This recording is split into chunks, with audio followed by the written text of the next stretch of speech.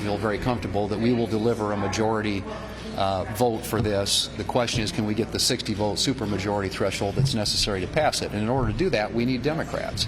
The question is, will the Democrats filibuster it? And we'll find out soon enough. Joining us with more on President Trump's meeting with business leaders tonight, here at the desk in person, Forbes Media Chairman and Editor-in-Chief, the fabulous, fantastic, honorable Steve Forbes. Great to see you, dear sir. Don't stop. I want to go back to it's a very simple quote from President Trump. You're going to have drops, markets go up, markets go down. That's something that Ronald Reagan said around the time of the '87 crash. Nothing like we've seen just in recent days. He said we have to rebuild our country, and that means cutting government spending. It means getting rid of this absurd deficit that we're running, $2 trillion annually. And it goes back to politicians are not the root of American greatness, ingenuity, and prosperity. They don't grow jack. They don't make jack. They're only there to jackboot private citizens and corporations and tax us and regulate us and prevent the nation from being great. And that's what the president is trying to do. What are you trying to say?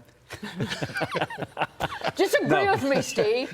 No, you're profoundly right, and they're taking a very comprehensive approach. I was delighted today that the president visited those Tesla cars with Musk himself, seeing how great the beauty of them are. The design is great. Put aside EVs; these are fantastic automobiles.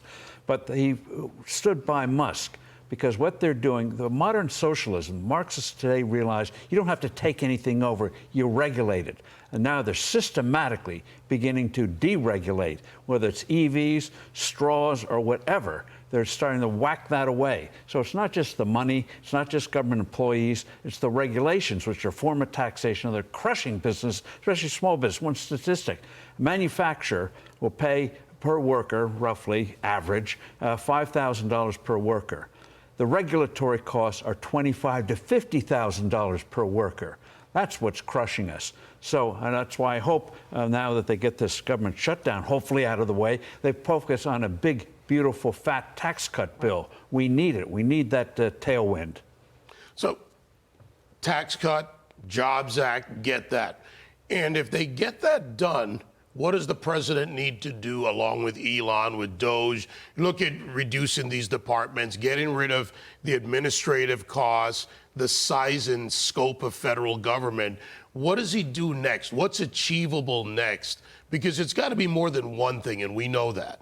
Well, it's a variety of things. That's what's the beauty of the approach they've taken. Deregulation is boring. The president did in the first term and had some real results. So the tax cut thing is huge. I can't emphasize enough how important that is.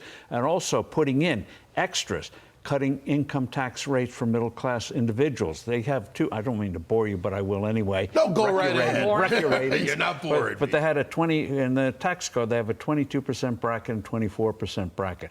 Cut those both down to 15%. So you get away with this thing about SALT. And that's also an incentive for the future. So they do that. But a big fight's going to be coming up, and that is with the Federal Reserve, which still believes that prosperity causes inflation. And they are keeping interest rates much too high. They should let those be set by the marketplace. How about that? And they got to get away from this crazy theory. So there's going to be a big fight, not over the independence of the Fed, but their whole model. Instead of trying to stabilize the dollar, make it the king of the world, and they try to manipulate it, thinking they can manipulate the economy. Controlling interest rates. Why are they controlling interest rates? That's a form of rent control.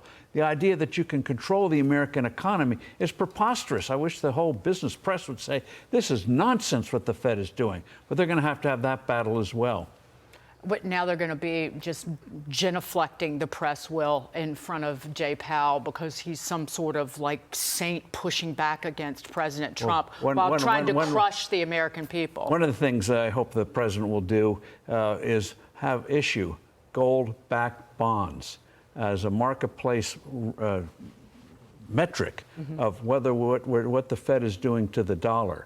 That's why they hated Judy Shelton when she putting her on the Federal Reserve. You do that, small thing, big results. But that's the thing about the president. He'll do these things. Yes, he will. I want to get your reaction to this report that USAID, that an official there has told the remaining staffers at this just absurd agency that they should shred and burn all their documents. And I say absurd because it's just been funding malfeasance with taxpayer dollars around the globe. But shred your documents is what one official is saying, according to this report. Well, Elon Musk, when he was with the president today in front of his beautiful Teslas, pointed out how the racket works. They appropriate the money, and then it goes to various agencies, so-called NGOs, which are part of the government.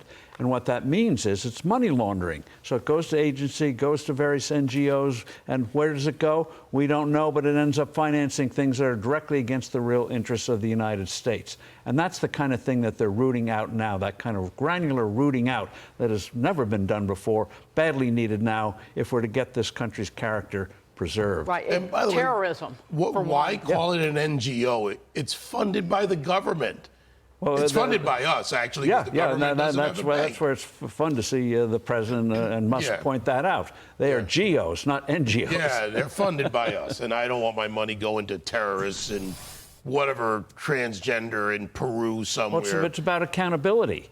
And one of the reasons there's a sort of malaise in the country is the feeling that things are out of control. Nobody knows what's really going on. And I hope Congress begins to take back the powers that it has. The Supreme Court's given a green light on that. You just don't let these independent agencies go do whatever they want. No, they've got to be reined in and abolished when you can. But in the meantime, real transparency. Where does that money really go? Yeah. Right. Absolutely. Government bureaucrats, they're only there to jackboot our dreams. So we want to get your take on Democrats' constant fear-mongering about cutting Medicaid, waste, fraud, abuse, the grotesqueness of it. They were at it again today. Listen to this. This partisan and reckless Republican spending bill fails to protect Social Security, Medicare, and Medicaid. We're also going to force Republicans to defend their cuts on American families, cutting health care and Medicaid and education and housing and more. They're willing to rip health care away from millions of Americans just to reward their billionaire donors. What's their plan? Well, their plan is to cut Medicaid by $880 billion. Well, They're lying. Yeah, only in Washington would a $1.5 trillion increase in the next few years be counted as a cut. All the Republicans are doing, one, is slowing the growth of Medicaid and rooting out the real abuses in Medicaid, such as financing art classes. Great, but that's not Medicaid's purpose. And also, the states, this is why the Democrats hate this, what they're doing on Medicaid, is that they're going to stop their scams, where what they do is they put a tax on hospitals, take the money, spend it on Medicaid, get reimbursed $2 $3 to 1 from Washington, and then spend the money on other things. It's a racket, should be banned by Congress. And they also do things that Medicaid was never meant to do. So go back to helping the real people, the real needy people who need the help, instead of all this other stuff. It's become a piggy bank for blue states. It is, and it is not a joke and an exaggeration, Steve, when you say that California uses Medicaid money because of an HHS waiver that should never have been given to fund art and music lessons. Oregon pays for cooking classes, mini fridges, and air conditioning with Medicaid dollars. It should stop.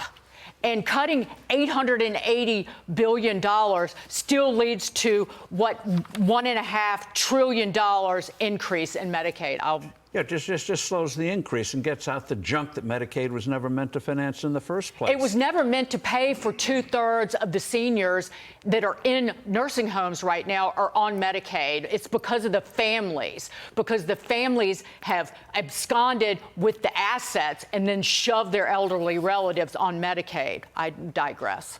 Not at all, sir, ma'am. Love you much.